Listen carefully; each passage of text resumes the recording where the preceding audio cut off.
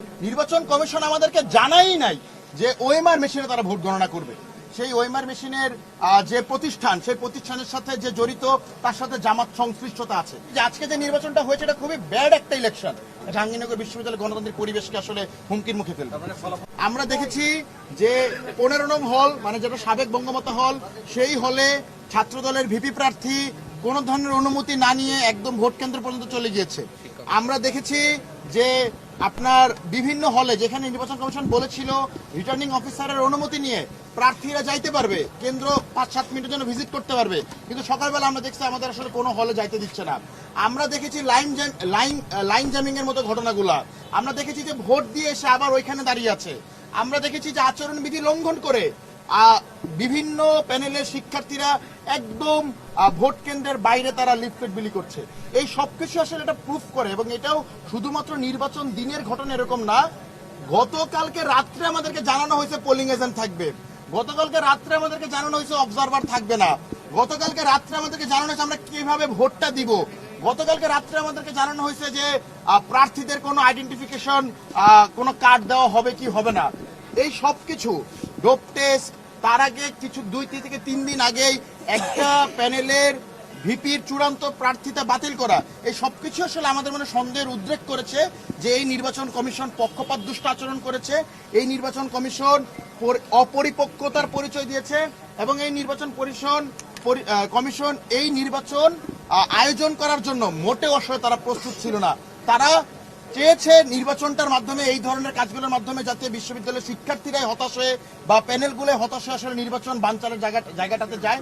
সেই জায়গা থেকে আমরা বলেছি যে এত কিছুর পরেও আমরা বলছি যে একটি ব্যাড ইলেকশন অন্তত ভালো, এই জায়গা থেকে 33 বছরের নো জাক ছুটছে। আমরা বলছি যে এইটার মাধ্যমে অন্তত গণতান্ত্রিক ধারার প্রচলনটা হোক, যাতে এই যে শুরুটা আমরা করেছি এই শুরুটা যাতে ধারাবাহিকতাটা বজায় থাকে। মানে ভুল ত্রুটি সূত্রে আপনারা কি নির্বাচনের ফলাফল চান? আমরা নির্বাচনের ফলাফল চাই, এবং আমরা এইটা পাশাপাশি অ্যাড্রেস করছি যে এই যে নির্বাচন কমিশন যা কিছু করেছে, যতগুলো অনিয়ম করেছে, এই অনিয়মগুলোকে আমরা অ্যাড্রেস করছি, কিন্তু পাশাপাশি যে 7,500 ভোটার ভোট দিয়েছে আমরা তাদেরকে সম্মান জানাচ্ছি যে তারা এত দিনের খরা কাটিয়েও, এত প্রতিকূলতা কাটিয়েও নির্বাচন কমিশন যেখানে প্রত্যেক পদে পদে বাধা দিয়েছে যাতে ভোটারের সংখ্যা কম থাকে, যাতে ভোট কাস্ট কম হয়, তারপরেও বিশ্ববিদ্যালয়ের প্রায় 8,000 শিক্ষার্থী যারা ভোট দিয়েছে তাদের প্রতি সম্মান দেখিয়ে, তাদের প্রতি শ্রদ্ধা দেখিয়ে আমরা এই নির্বাচনটা বর্জন করছি না, কিন্তু আমরা এই নির্বাচনের প্রত্যেক ভুল ত্রুটিকে অ্যাড্রেস করছি, যেটা সম্পূর্ণ দায়ভার নির্বাচন কমিশনের। এবং যারা নির্বাচন বর্জন করেছে তাদের নির্বাচন বর্জনের দায়ভার বিশ্ববিদ্যালয় প্রশাসন এবং এই নির্বাচন কমিশনের। আমরা মনে করি তাদের ওই নির্বাচন বর্জনের জায়গাটাও একটা ডেমোক্রেটিক প্রসেস, সেই প্রসেসের জায়গা থেকে তাদের প্রতি আমাদের সহানুভূতি আছে, তাদের প্রতি আমাদের সমর্থন আছে। তো নির্বাচন কমিশন তার তফসিল ভঙ্গ করছে, কারণ তফসিল অনুযায়ী আজকেই ফলাফল প্রকাশ করার কথা। অলরেডি আমরা 11 সেপ্টেম্বর ডেট পার করে ফেলেছি, তার মানে তফসিল আসলে আমাদের ভঙ্গ হয়ে গিয়েছে। দ্বিতীয়ত, আমরা শুধু এসে ওএমআর মেশিনের পরিবর্তে ম্যানুয়াল ভাবে দেখার দাবি জানাই নাই। প্রথমত, নির্বাচন কমিশন আমাদেরকে জানাই নাই যে ওএমআর মেশিনে তারা ভোট গণনা করবে। এইটা আমরা জেনেছি সংবাদ মাধ্যম মারফত নির্বাচনের 2 দিন আগে। তখন আমরা এসে কথা বলেছিলাম, আমরা তখন পর্যন্ত জানতাম না যে ওএমআর মেশিনের কিছু রাজনৈতিক সংশ্লিষ্ট। আমরা গতকালকে দেখেছি যে সেই ওএমআর মেশিনের যে প্রতিষ্ঠান, সেই প্রতিষ্ঠানের সাথে যে জড়িত তার সাথে জামাত সংশ্লিষ্টতা আছে। আমরা সেই জায়গা থেকে তাদের কাছে কনসার্ন জানিয়েছিলাম, তারাই আমাদেরকে তারপরে বলেছিল যে তারা আসলে এটা ম্যানুয়ালে যাইতে চায়। দেন আমরা বলেছি ওকে, আমরা সাধুবাদ জানাইছি যে ওকে আপনারা চাইলে ম্যানুয়ালে যাইতে পারে। সেই জায়গা থেকে আমরা গতকালকে ম্যানুয়ালের আলাপটা করেছি।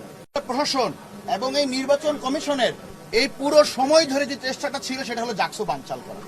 আমরা মনে করি যে আজকে যে নির্বাচনটা হয়েছে এটা খুবই ব্যাড একটা ইলেকশন, এবং সেই ইলেকশনের ব্যাডের এক্সাম্পলগুলো আমরা আপনাকে দেখিয়েছি, এভিডেন্সগুলো আমরা আপনাদেরকে দেখিয়েছি। কিন্তু এরপরেও যে জাকসুটা শুরু হলো, এইটাকে আমরা সাধুবাদ জানাই। বিশেষ করে যে প্রায় 8,000 শিক্ষার্থী এত প্রতিকূলতার পরেও এই ভোটটা দিয়েছে, তাকে আমরা সাধুবাদ জানাই। এই জন্য আমরা বলছি যে আমরা এই নির্বাচনটা আমরা বর্জন করছি না, কিন্তু এই নির্বাচনটা যাতে ত্রুটিযুক্ত সেটাকে আমরা অ্যাড্রেস করছি।